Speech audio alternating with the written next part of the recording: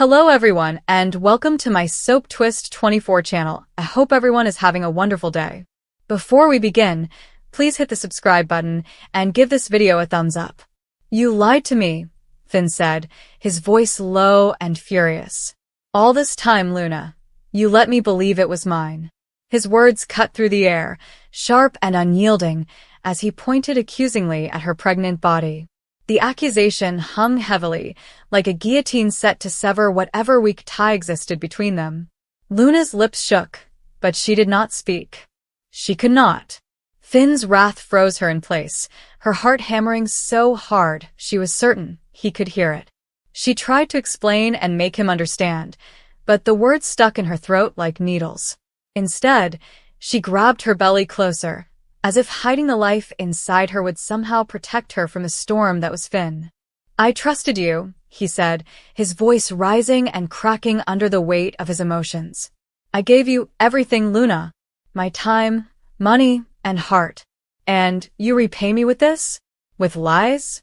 He moved abruptly, knocking over an empty coffee mug, which broke on the hardwood floor. The sound was piercing and definitive, like the breaking of something considerably more delicate than porcelain.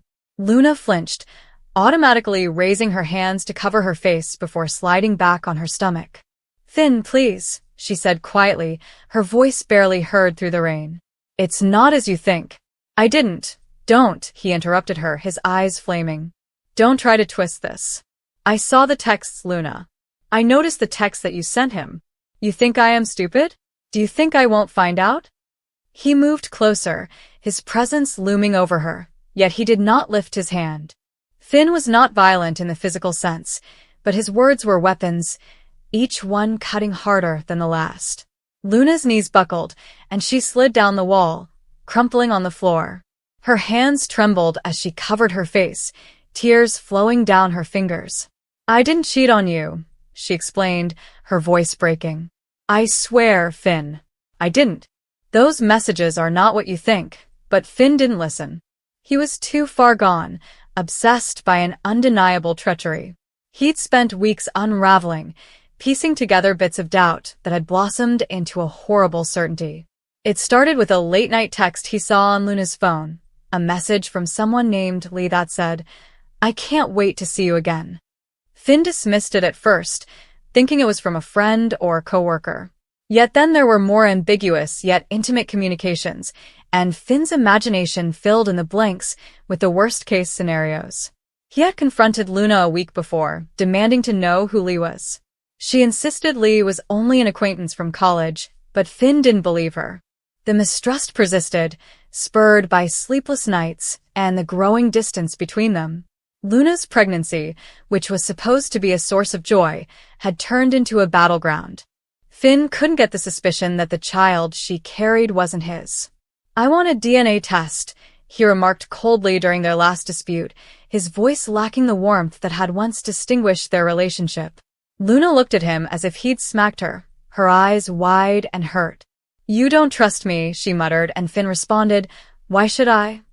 Now, standing in their cramped living room, Finn felt the weight of his decision bear down on him. He'd ordered the DNA test kit online, and it had arrived that morning, a small, unassuming package with the potential to validate or disprove his concerns.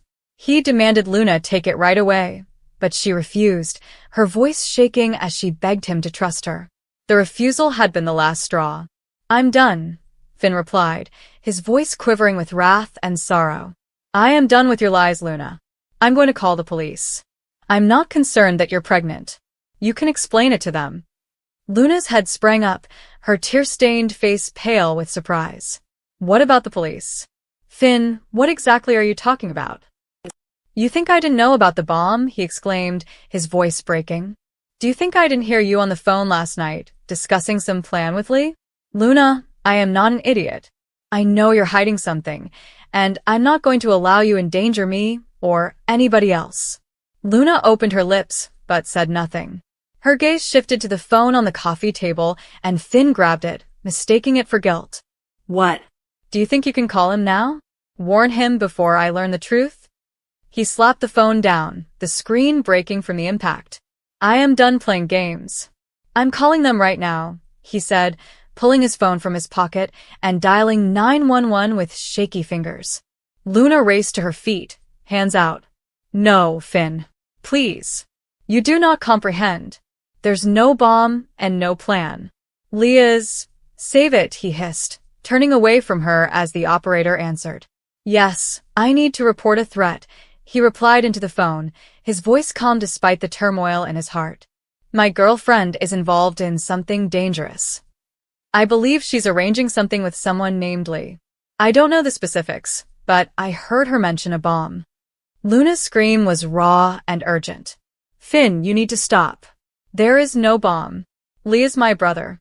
But Finn didn't hear her, or perhaps didn't want to. The operator was asking questions, and he was too preoccupied with answering, distracted by his need to be correct.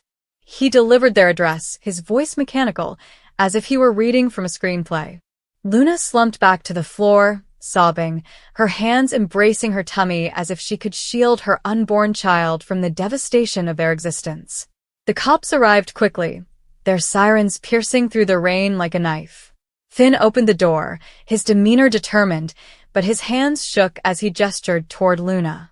She's the one, he declared, his voice lifeless. She's been lying to me and hiding stuff. I'm not sure what she's up to, but you need to take her. The officers exchanged unreadable looks. One of them, a woman with gentle eyes but a firm posture, approached Luna, who was still crumpled on the floor. Can you stand, ma'am? She asked gently, her hand resting on her holster as a quiet warning. Luna looked up, her cheeks smeared with tears. I didn't do anything, she muttered. Please, I am pregnant. I'm not a threat to anyone. The officer assisted her to her feet, her motions deliberate but strong. We just need to ask you some questions, she told us. Let's go down to the station and sort this out. Finn watched as they dragged Luna away, her hands tied behind her back despite her cries. She turned back to him, her eyes filled with a deep pain that nearly destroyed him. But he braced himself, confident he was doing the right thing.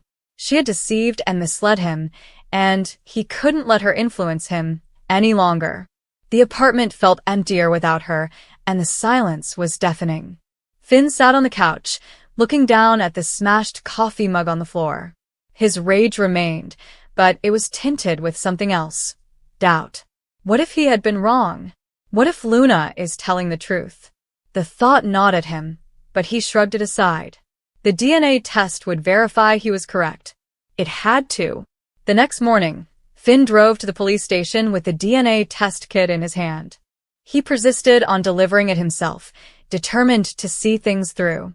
When he arrived, he was led to a small, clean room where Luna sat, her hands no longer shackled and securely clenched in her lap. She appeared fatigued, her eyes red and swollen, and her complexion pale. She did not look at him as he arrived. I brought the test, Finn explained, his voice bland. He placed the kit on the table between them, a tacit accusation. Luna's shoulders slumped, but she did not dispute. Fine, she replied, her voice barely above a whisper. If that's what it takes to make you believe me, I'll do it. The officer in charge of the process outlined the procedure in a neutral tone. Luna followed the directions, wiping the inside of her cheek with a shaking palm. Finn moved in the same way, mechanically. The samples were sealed and delivered to a laboratory, with results expected within a few days. Finn felt an odd combination of relief and anxiety. Soon he'd know the truth. Luna was released on the condition that she remained in town while they awaited the results. She did not return to the flat, opting instead to stay with a friend. Finn did not attempt to stop her. He told himself it was for the best because they needed more room, but the empty apartment teased him. Every corner evoked memories of Luna, her laughter, her warmth, the way she'd hum quietly while cooking dinner. Now those memories felt like lies. The days dragged on, each heavier than the last. Finn couldn't sleep or eat. He continued repeating the events in his mind, doubting every decision and phrase. What if Luna is telling the truth? What if Lee is her brother, as she claimed? He dismissed it as a desperate falsehood, but now, in the stillness of his solitude, doubt crept in. When Finn received the DNA results, his hands shook as he opened the package. The sentences blurred before his eyes, but one statement stood out as clear and unmistakable. The probability of paternity is 99.9%. The child was his. Finn's knees went weak, and he collapsed to the floor, the paper crumpling in his hand. The reality hit him like a tidal wave, removing his rage and leaving only regret in its wake. Luna had not lied. She had not betrayed him. And he had called the cops on her, accusing her of something as heinous as a bomb threat, just because he didn't trust her. He tried calling her, but her phone went directly to voicemail. He drove to her friend's place, but Luna declined to see him. She needs time, her buddy explained, her voice frigid. You've hurt her, Finn. Finn was desperate to find Lee, whose phone number he had discovered in Luna's before it broke. When he called, a man's voice answered calmly but cautiously. Who is this? It's Finn, he announced, his voice breaking. I need to speak to you. About Luna. There was a long silence before Lee sighed. You're the guy who got my sister arrested, he continued, his voice full of disappointment. What do you want? Your sister? Finn's heart fell. Is Luna your sister? Yes, Lee said, his voice harsh. And I'm guessing you didn't realize that when you called the cops on her. She told me everything. How you suspected she was cheating and accused her of some weird bomb plot. Do you really think my 8-month pregnant sister is out there planning crimes? Finn's throat clenched. I made a mistake, he mumbled. I did not know.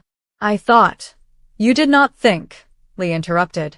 You did not trust her. Luna has been through hell, and you made everything worse. What were the messages you saw? They were discussing a surprise baby shower she was organizing with me. That is what the plan was. No bomb, no plot. Just a sister trying to do something nice for her child. Finn felt as if the oxygen had been sucked out of the room. I'm sorry, he said, but the words were hollow and inadequate. I need to see her. I need to make this right. Lee's voice softened somewhat. You can try, but do not expect her to forgive you. Not after what you did. Finn spent the next week attempting to contact Luna, leaving voicemails, SMS, and even penning a note that he slipped under her friend's door. But Luna remained mute, a ghost beyond his reach. The weight of his actions pressed down on him, a continual reminder of the harm he'd done. He was so certain of her betrayal, so driven by his own fears, that he destroyed the person who meant the most to him. As the rain returned, Finn sat alone in the flat, staring at the DNA results. The truth was plain, but it arrived too late. Luna had vanished, along with the possibility of a future for them. He imagined her pregnant alone, confronting the world without him, and the shame was overwhelming. He wasn't sure if she'd ever forgive him, or if he'd forgive himself. All he knew was that he'd made a decision in rage that had wrecked everything. And now all he could do was live with the consequences, haunted by the memory of Luna's tear-stained face and her voice pleading with him to believe her. The rain continued to pour in a steady cadence, echoing Finn's remorse, with each drop a reminder of the love he'd lost and the trust he'd broken. Finn's voice shook with rage as he said, "Arrest her, I don't care if she's pregnant." The officers halted, their hands hesitating above the cold metal cuffs. Luna stood a few feet away, clutching her large stomach and trembling in astonishment. Her breath came in short spurts, and the hush that followed Finn's request appeared to suffocate the air itself. She almost whispered to herself, "You don't mean that, Finn. You can't mean that." But Finn's jaw was set, his body straight, and his hands tightened as if his entire universe had narrowed into a tempest he couldn't control. He could not even look at her. Behind his tight wrath, the air was thick with something darker, treachery, distrust, and the shattering echo of years of built-up trust. The officer shifted uneasily. "Sir, she is expecting. Maybe we should." "Do it," Finn demanded, his voice as harsh as broken glass. "Do it now." Luna's tears streamed quietly down her face. She did not fight. She did not beg. She simply lowered her gaze and rested her trembling palms on the life that stirred within her. The narrative began long before the night of flashing sirens and harsh orders. Finn and Luna were once inseparable, the type of pair who inspired people to believe that love could overcome all obstacles. They met in college, two misfits with scars that were too severe for their age. Finn had grown up in a household where quiet spoke louder than words, and Luna had learned early on to smile through hurts no one ventured to ask about. They created a fragile type of harmony, a shared universe where secrets were kept and mending was slow but real. He adored her laughing, the way she leaned her head back when she found anything humorous, and the gentleness in her gaze that made him believe he wasn't broken beyond repair. She admired his steadiness, the way he walked her home in the rain, and the way he held her as if she were made of something valuable and unbreakable. They whispered promises into the darkness. They dreamed of children with Luna's eyes and Finn's crooked smile. But life has a way of making even the most innocent aspirations into weapons. It began with Lee, a quiet man, precise and clever, with a look that appeared to see more than he said. He worked in the same lab as Luna, where late hours and numerous reports gave way to the kind of camaraderie Finn could never truly enjoy. Finn initially dismissed the discomfort.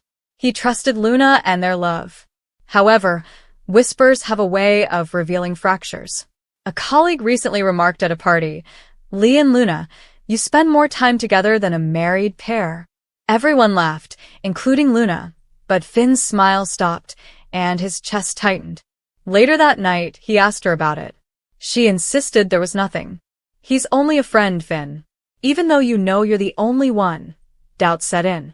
Then came the pregnancy. At first, Finn was overjoyed. He hugged Luna more tightly than ever, kissed her stomach every morning, and spoke to the small life as if it were already his best friend. But then Lee's shadow became larger in his head. The timelines twisted in his head. What if? What if? What if? And the delight quickly turned ugly. Finn's fragile faith was broken when Luna informed him that she had gone with Lee to get some tests done. Finn stormed inside the lab that night, demanding answers. Papers were scattered around the desk, and the fluorescent lights above them buzzed like angry bees. Lee stood silently, his face blank, as Finn pushed him against the wall. "Tell the truth." Finn's voice was raw and desperate. Lee did not fight back. He just raised a folder in his hand. "A DNA test. Did you want proof?" "Here it is." Finn grabbed it with shaky fingers. He looked at the lines, the antiseptic language that reduced love, treachery, and life itself to percentages and sequences. His stomach sank. His vision clouded.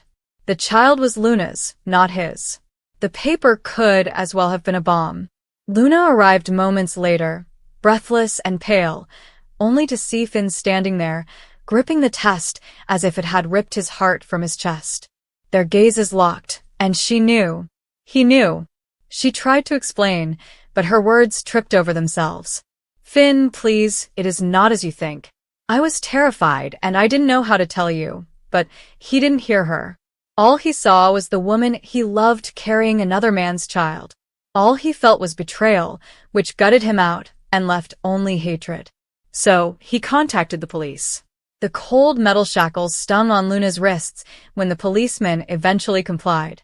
Her cries were quiet and muted against the darkness, but Finn refused to look at her. He couldn't take it. The sight of her, the sound of her, the fact that the life inside her was a living reminder of his disgrace. However, as the squad car drove away, her face plastered against the glass, he felt something inside him splinter. Despite his rage and demand for justice, love, persistent and toxic, clung to her memories. The days that followed were harsh in their emptiness. The home reverberated with silence, where Luna's laughter used to be. Finn roamed like a ghost, papers strewn across the floor and the DNA result laying on the table like a tombstone. He convinced himself that he had done the right thing, that betrayal deserved punishment. But the nights revealed a different story. At night, he had dreams about her, of how she muttered his name in the darkness, of the unborn kid who could still have been as if love had prevailed over doubt.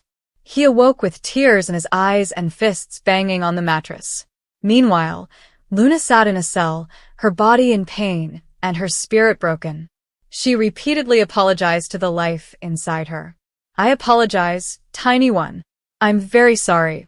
She couldn't stop thinking about Finn, how his hand used to fit so perfectly against hers, and the future they had imagined that was now in ashes. Months have passed.